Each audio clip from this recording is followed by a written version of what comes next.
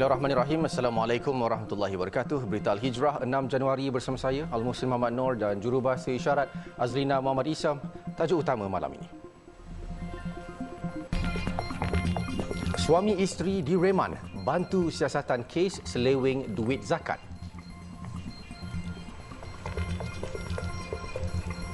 Juga peruntukan 50 juta ringgit baik pulih jalan dan cerun terjejas banjir.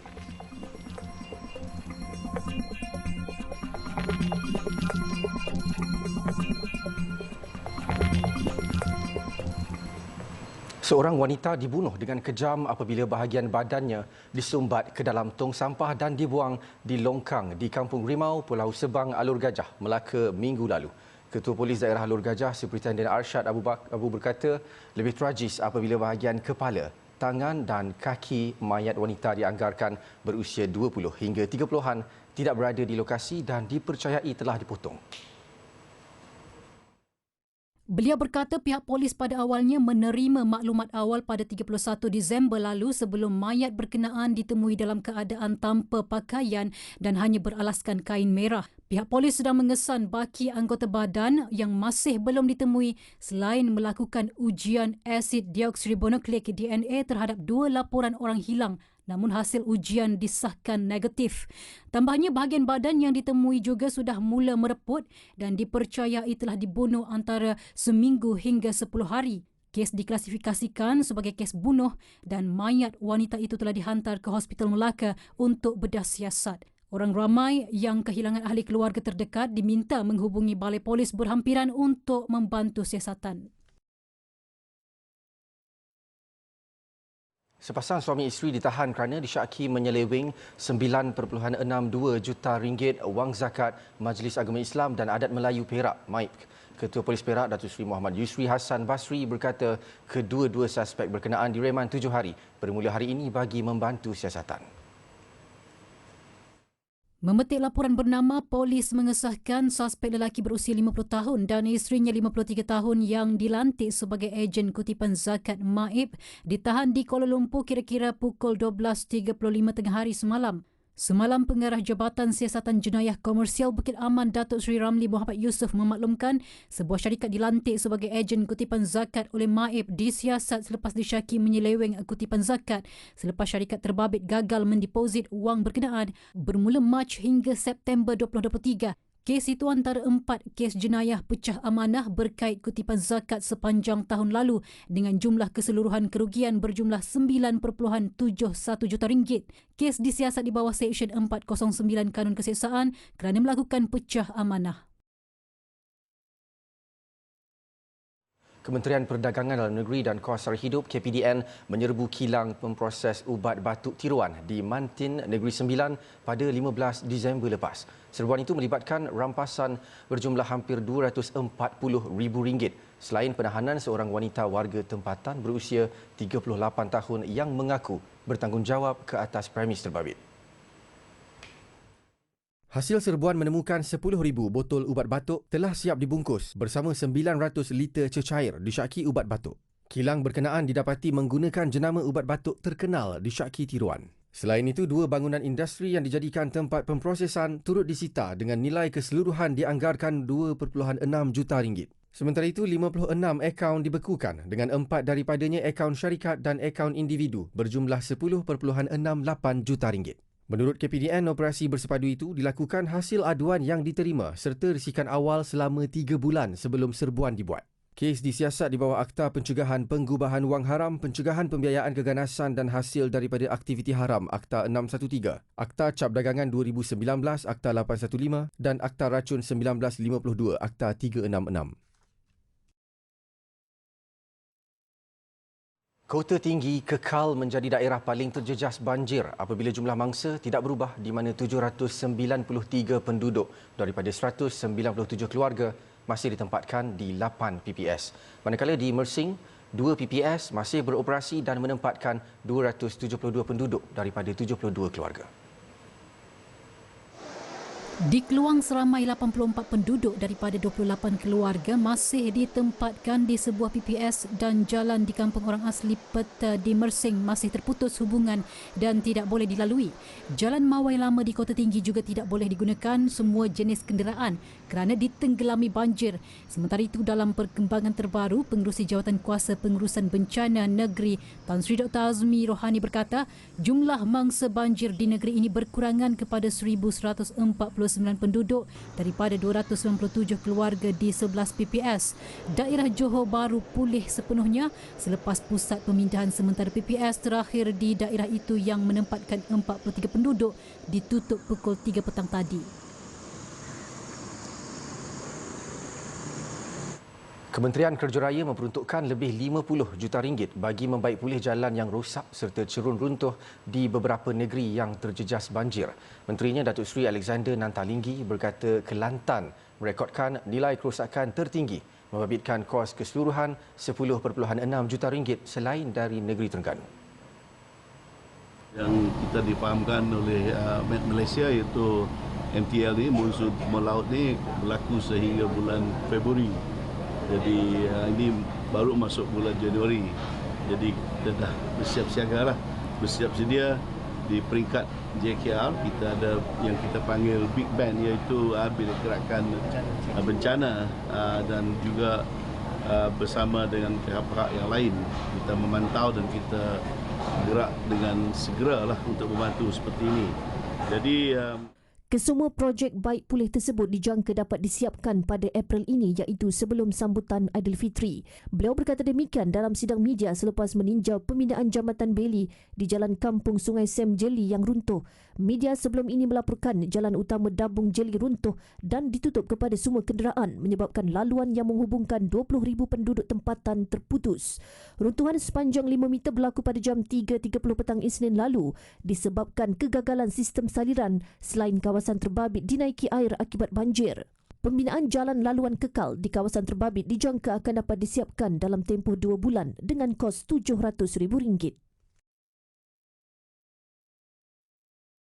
Kerajaan melalui Kementerian Kemajuan Desa dan Wilayah akan menyegerakan proses perolehan dan perbelanjaan bagi membaik pulih cerun serta kawasan terjejas akibat tanah runtuh di perkampungan orang asli di Sungai Ruil, Cameron Highlands. Timbalan Perdana Menteri Datuk Seri Dr. Ahmad Zahid Hamidi berkata projek itu masih tergendala dan tempoh pelaksanaan selama 2 tahun yang diperuntukkan adalah terlalu lama. Kami anggap 2 tahun itu terlalu panjang, biarpun TNB memberikan penyewaan untuk kuartus mereka selama 2 tahun, tetapi saya harap kerjasama di antara KKDW, JAKWA dan juga JKR serta lain-lain agensi kita akan dapat memedekkan tempoh bagi pemindahan semula 17 keluarga ini. Yang penting pengarah JKR negeri memberitahu bahawa struktur cukup kukuh. Artinya bangunan kediaman ini mempunyai piling yang agak kukuh. Jadi bagi kawasan rumah-rumah yang terjejas ini, jangan khawatir apabila proses untuk membaik pulih dan juga membaiki cerun ini dijalankan, beberapa tindakan teknikal dilakukan bagi menentukan bahawa rumah-rumah ini kukuh. Dan JAKWA juga akan menanggung sepenuhnya pembayaran sewa kuartus Tenaga Nasional Berhad TNB bagi menempatkan 17 keluarga orang asli Sungai Ruil yang terjejas akibat insiden tanah runtuh itu. Datuk Seri Ahmad Zahid berkata demikian kepada media selepas meninjau lokasi pasca bencana di kampung orang asli Sungai Ruil di Cameron Highlands hari ini. Ketika ini, 88 penduduk dari 17 keluarga orang asli Sungai Ruil masih ditempatkan di PPS Sungai Ruil selepas diarahkan mengosongkan kediaman mereka susulan tanah runtuh pada 12 Oktober tahun lalu. Sementara itu, mengulas mengenai banjir di Johor, Datuk Seri Ahmad Zahid berkata paras air di negeri itu semakin meningkat menjadikan 5 daerah dilaporkan terjejas setakat ini. Namun katanya semua pusat pemindahan sementara PPS dikelola dengan baik dan tebatan banjir juga dibuat untuk program jangka panjang menghadapi bencana itu.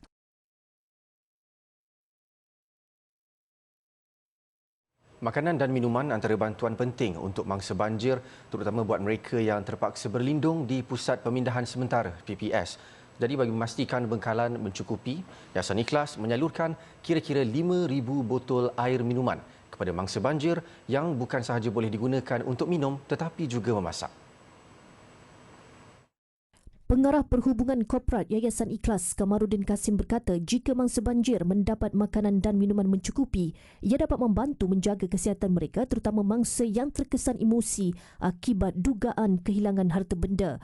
Jadi apa yang kita lihat berdasar pengalaman yang lepas, keperluan mereka adalah kepada makanan. At least mereka ada energi kan. Jadi kalau kita nak suruh mereka masak, mereka pun tak sempat sebab nak cuci. Jadi kita buat centralized kitchen atau dapur berpusat dan kita hantar makanan. Jadi mereka tak perlu fikir, anak-anak tak perlu lagi berlapar dan menangis kelaparan disebabkan oleh tidak ada bekalan makanan yang cukup. Beliau berkata demikian ketika menyerahkan air minuman hasil sumbangan syarikat pengeluar minuman di Bandar Enstek Negeri Sembilan. Yayasan Ikhlas turut membantu menyalurkan bantuan wang tunai berjumlah RM250,000 untuk keperluan mangsa banjir. Menurut Kamarudin, penghantaran bantuan air minuman ke kawasan terjejas banjir akan dibuat dengan kerjasama Angkatan Pertahanan Awam Malaysia atau APM. Dan sebagainya, dan bantuan-bantuan sebegini insya-Allah sangat signifikan jika disampaikan dengan tempat melalui Sekretariat Pengurusan Bencana sama ada di peringkat pusat, di peringkat negeri ataupun daerah yang diterajui oleh APM di peringkat negeri dan daerah. Yayasan Ikhlas antara NGO yang bekerjasama rapat dengan APM untuk kerja-kerja penyaluran bantuan kemanusiaan di negara ini.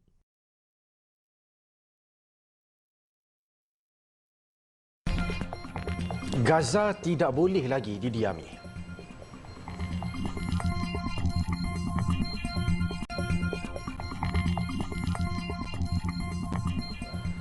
Alhamdulillah bertemu lagi.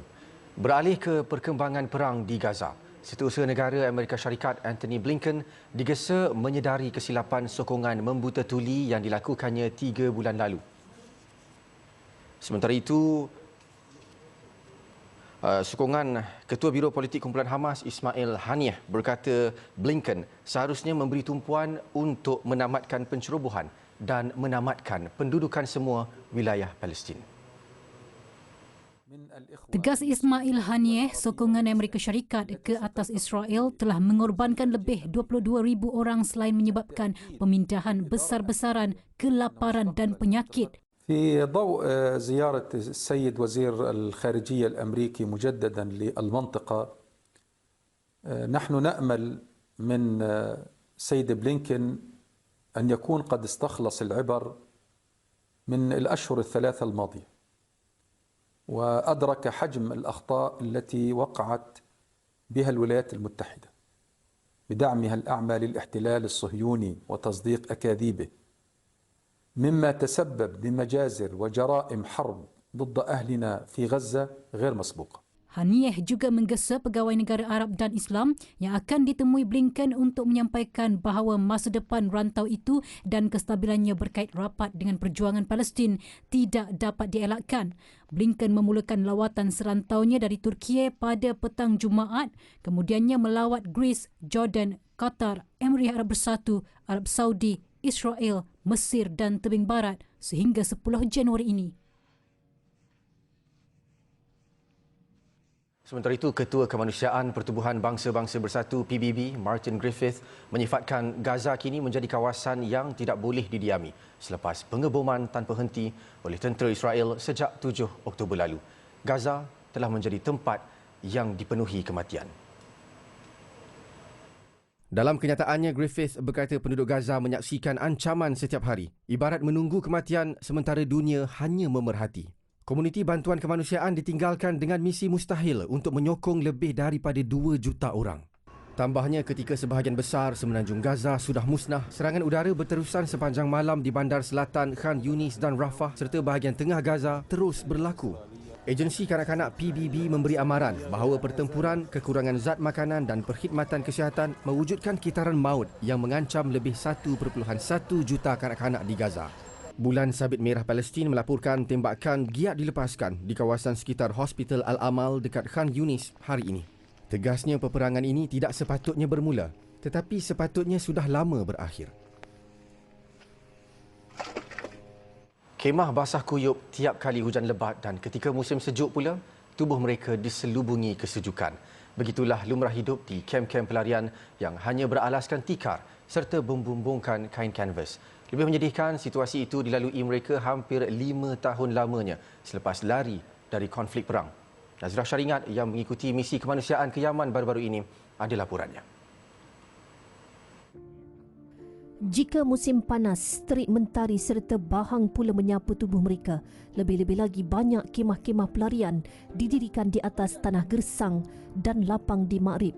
Lebih menduga mereka apabila hujan lebat kerana kemah yang usang serta berlubang ini tidak dapat menampung deruan air. والله ما بلاها أنا تحت العماير هذا محل الجهال ولا لا أحد مع الشبكة نجمعهم لا بينها. لأنهم لا يقين من المطر ولا حتى من الشمس لكن قدروها نجزع لما.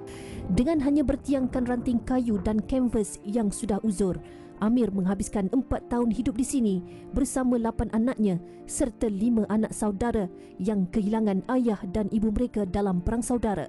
Melihat kepada keadaan kemah di sini, kita dapat bayangkan bagaimana kehidupan mereka di sini terpaksa berhimpit 14 orang dalam satu kemah dengan ketiadaan keperluan asas, dengan keadaan yang kurang kondusif, dan apabila hujan, kemah ini akan basah dan mereka semua terpaksa keluar daripada kemah ini untuk mendapatkan perlindungan. Jadi inilah antara kehidupan mereka yang kita sendiri tidak dapat bayangkan. Laporan Nazirah Syaringat, Yaman untuk Berita Al-Hijrah. Doa Amir untuk memiliki tempat berlindung yang lebih selesa termakbul apabila dia menerima sumbangan kemah dan selimut hasil keprihatinan rakyat Malaysia. Bantuan itu disalurkan menerusi MyCare dan Econsave menerusi kempen musim sejuk di Syria dan Yaman. Misi kemanusiaan kali ini memperuntukkan 30 unit kemah serta 90 selimut dengan kos keseluruhan lebih $9,000. Laporan Nazirah Syaringat bersama jurukamera dalam Yaakob, Yaman untuk Berita Al-Hijrah. Musim sejuk di beberapa negara Timur Tengah mendorong Pertubuhan Peduli Insan untuk menggerakkan misi kemanusiaan di 3 negara bagi membantu meringankan penderitaan saudara se-Islam di sana. Misi yang akan bermula esok itu akan disertai beberapa ikon kemanusiaan peduli insan dan menyasarkan bantuan berbentuk makanan, bahan api, selimut dan keperluan musim sejuk yang lain. Ikon kemanusiaan peduli insan, Dr. Fitri Haris berkata walaupun negara itu berdepan pergolakan politik, namun ia tidak menghalang peserta misi untuk menabur bakti kepada ummah ketika mereka amat memerlukan sokongan dan bantuan luar. Jadi kami semua akan menghantarkan misi bantuan selimut, bantu kita ada minyak, diesel dan sebagainya, macam-macam makanan, kapet, sebab keadaan di sana sangat-sangat daif, kemahnya dibuat daripada kain perca dan sebagainya. Jadi itu adalah objektif kita yang kita selama ini berkempen.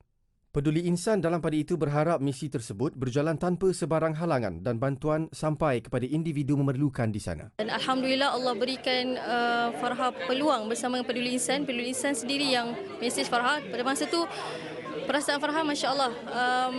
Walaupun orang kata, alah susah tu kan, pergi luar negara, macam-macam berlaku. Tapi itu adalah satu kekuatan untuk Farha mencuba benda yang baru. Sebab tu kami, Alhamdulillah, menjadi ikon ataupun duta kemanusiaan melalui Peduli Insan ni. Kita nak buktikan benda yang anda beri setiap minggu mungkin, setiap hari itu akan sampai kepada orang yang memerlukan. Dalam misi sudah pasti akan dapat nasihat daripada mereka-mereka yang bantu kita dari sudut keselamatan lah. So sentiasa update dalam grup, bagi tahu situasi yang berlaku kat sana, selamat atau tidak. Kempen musim sejuk ini akan tertumpu kepada 3 buah negara iaitu Syria, Palestin dan Yaman. Sumbangan untuk misi bantuan kemanusiaan Pertubuhan Peduli Insan boleh disalurkan ke akaun CIMB Pertubuhan Peduli Insan bernombor 800 993 3448. Pesawat Alaska Airlines yang membawa 177 penumpang termasuk anak kapal terpaksa melakukan pendaratan cemas di Oregon, Amerika Syarikat. Ada penumpang yang mengadu panel tingkap pesawat berkenaan tercabut selepas pesawat berlepas dari lapangan terbang. Terdahulu, penerbangan 1282 berlepas dari lapangan terbang antarabangsa Portland sekitar jam 5 petang sebelum ia mendarat semula dalam keadaan selamat. Pentadbiran penerbangan Persekutuan FAA menjelaskan anak kapal melaporkan berlaku isu tekanan membabitkan pesawat berkenaan. Imej yang dikongsikan di media sosial memaparkan panel tingkap pesawat tercabut dan topeng oksigen kecemasan tergantung di siling pesawat itu. Menurut seorang penumpang, tingkap pesawat itu tercabut tidak lama selepas berlepas dan terkejut mendengar bunyi kuat semasa penerbangan. FAA dan syarikat Alaska Airlines memaklumkan mereka sedang menyiasat kejadian itu. Pesawat itu selamat mendarat kembali di lapangan terbang antarabangsa Portland dengan 171 penumpang dan 6 anak kapal 20 minit kemudian.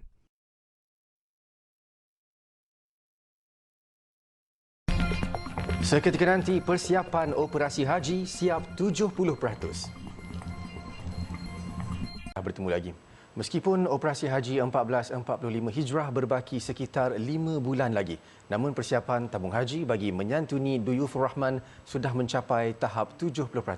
Menurut Pengarah Eksekutif Haji, Datuk Seri Syed Saleh Syed Abdul Rahman, TH telah memulakan tindakan berkenaan sejurus selepas semua urusan ibadah haji musim lalu selesai dan ia menjadi kelaziman bagi pihaknya. Dari Makkah Al-Mukarramah, Nur Hashimah Ismail melaporkan. Jelas Datuk Seri Syed Saleh, setakat ini persiapan tabung haji di Tanah Suci hampir siap, termasuk kesediaan semua perkhidmatan di Arafah, Musdalifah dan Mina. Manakala di Malaysia, pihak TH ketika ini hanya menumpukan pemilihan jemaah haji dan penentuan cara bayaran haji. Apa yang kita nak hasil kepada para jemaah haji kita ialah mereka melalui satu pengalaman perjalanan haji yang mudah, yang indah, yang sempurna ibadahnya dan juga dari segi keselamatannya terjamin, kebajikannya terjaga dan juga dari segi kesihatannya juga diberi titik berat. Datuk Seri Syed Saleh berkata demikian ketika ditemui kru berita Al-Hijrah di Madinah selepas ditanya mengenai tahap persiapan operasi haji bagi musim 1445 Hijrah. Beliau dalam pada itu memaklumkan setiap kali musim haji memang akan ada cabaran-cabaran dan ia sama seperti negara-negara lain. Namun tabung haji katanya akan cuba sedaya upaya untuk meminimumkan kekurangan bagi memastikan jemaah pulang dengan pengalaman haji terbaik mereka. Jadi tahun 2024 yang akan datang musim haji ini, kita mengharapkan semua aspek akan balik semula seperti biasa, berjalan bergerak seperti biasa. Dari segi kemudahannya, dari segi proses-prosesnya, dari segi orang-orang yang terlibat dalam keseluruhan rantaian haji juga lebih bersedia dan telah pun berpengalaman untuk memastikan bahawa keseluruhan operasi haji semua negara yang hampir 3 juta umat Islam ini dapat bergerak dan berjalan dengan lebih lancar. Tabung haji jelasnya sentiasa akan menambah baik setiap perkhidmatannya demi keselesaan dan ketenangan jemaah negara. Seiring pengiktirafan oleh Kerajaan Arab Saudi sebagai pembimbing jemaah haji terbaik dunia Islam, TH terus memberikan 100% komitmen dalam usaha menyantuni jemaah haji Malaysia. Upayaan tabung haji mengekalkan kecemerlangannya sepanjang 60 tahun mengurus dan membimbing jemaah terus dikagumi dan dihormati oleh negara-negara Islam dunia lain. Dari Makkah Al-Mukarramah, Nur Hashimah Ismail bersama juru kamera Mazian Seman untuk TV Al-Hijrah. Sementara itu, Datuk Dr. Muhammad Naim Mukhtar bersama delegasinya sempat menunaikan umrah pada hari kedua lawatan kerjanya ke Arab Saudi. Ibadah berkenaan turut disertai pengerusi TH Tan Sri Rashid Husin dan Ketua Pegawai Eksekutif TH Syed Hamadah Syed Osman. Datuk Dr. Naim bersama delegasinya bergerak dari Madinah sekitar jam 5 petang waktu tempatan sebelum tiba di Makkah sekitar jam 8 malam. Beliau kemudian menyempurnakan ibadah itu sekitar jam 1.20 pagi. Selain tunai umrah, Datuk Dr. Naim dijangka akan bertemu Menteri Umrah dan Haji Arab Saudi, Dr. Taufik Fauzan Ar-Rabiah di Makkah bagi membincangkan beberapa perkara berkaitan sebelum ke Jeddah untuk menghadiri itinerary utama lawatan ini. Datuk Dr. Muhammad Naim akan menghadiri persidangan perkhidmatan haji dan umrah 2024 di Superdome Jeddah bersama lebih 80 negara. Beliau akan turut menyertai atucara wajib tahunan iaitu menandatangani memorandum persefahaman aturan urusan haji. Aturan itu meliputi kota haji jemaah, perkhidmatan kesihatan dan pelbagai servis haji lain.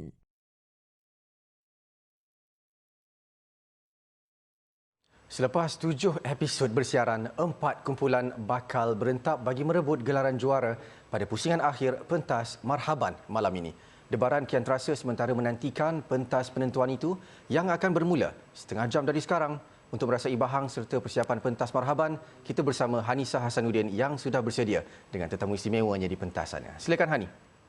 Baik, terima kasih Musin. Daripada 12 kumpulan, akhirnya 4 kumpulan berjaya mendapatkan tempat di pentas Marhaban akhir ini. Tahniah saya ucapkan kepada kesemua kumpulan yang berjaya dan saya yakin keempat-empat kumpulan ini telah pun membuat persiapan yang cukup sebelum mereka membuat persembahan pada malam ini sebentar sahaja lagi.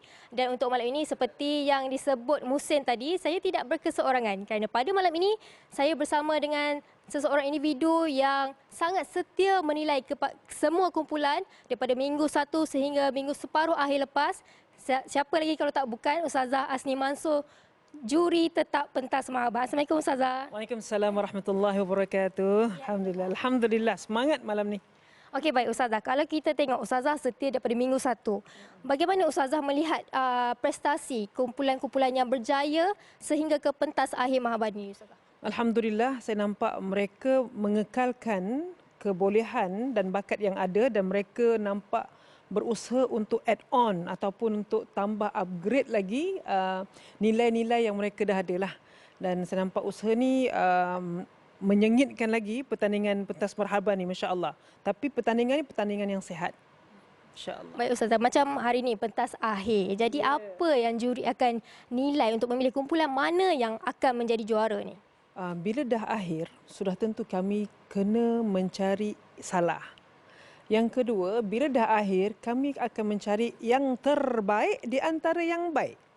Jadi insya-Allah mudah-mudahan mereka buat persembahan sehabis baik, bismillah, tenang, ikhlaskan diri dan buat persembahan dengan sabar. Baik, saya nak sentuh sedikit. Macam Ustazah ada cakap sebelum ini, nak cari persembahan yang menyentuh hati. Jadi kita kalau boleh nak minta Ustazah ulas sedikitlah. Macam mana nak menyentuh hati para juri ini? Ya. Kita kena faham bahawa Marhaban, Berzanji, qasidah ini mengagungkan Rasul sallallahu alaihi wasallam. Jadi bukan sahaja kita nak telinga kita mendengar yang indah, tapi kita nak hati kita menadah yang indah supaya hati kita dapat sesuatu daripada apa yang disampaikan. Maka sebab itu, ini bukan sahaja pertandingan, mereka kena buat persembahan seolah-olah bukan pertandingan, tapi ini adalah persembahan untuk dakwah. Jadi insya-Allah mudah-mudahan dengan keikhlasan itu akan menerbitkan sentuhan-sentuhan hati bagi yang mendengarnya. Okay, baik. Terima kasih banyak Ustazah. Itu dia kata-kata semangat Ustazah kita ni kepada semua kumpulannya yang akan membuat persembahan pada malam nanti. Baik, sebelum berakhir ingin saya kongsikan sesuatu yang menarik. Juara bagi pentas Marhaban akhir ini akan membawa pulang hadiah wang tunai RM50,000, manakala tempat kedua pula akan membawa pulang RM25,000 dan tempat ketiga dan keempat akan membawa hadiah sagu hati bernilai RM5,000 bagi setiap kumpulan. Dan apa yang boleh saya katakan, jangan lupa saksikan pentas Marhaban akhir yang hanya akan bermula sebentar saja lagi jam 9 malam ini. Kerana ini bukan Marhaban biasa, ini Marhaban yang unik tetapi masih mengekalkan keaslian Marhaban. Baik, saya rasa itu saja. Kita kembali bersama Musin. Terima kasih. Hani, jangan ketinggalan menyaksikan penentuan akhir pentas Marhaban jam 9 malam ini. Saya Muslim Muhammad Nur dan jurubahasa isyarat Azlina Muhammad Isa. Satukan ummah dengan ilmu bagi memperkasa Malaysia Madani. Assalamualaikum warahmatullahi wabarakatuh dan selamat malam.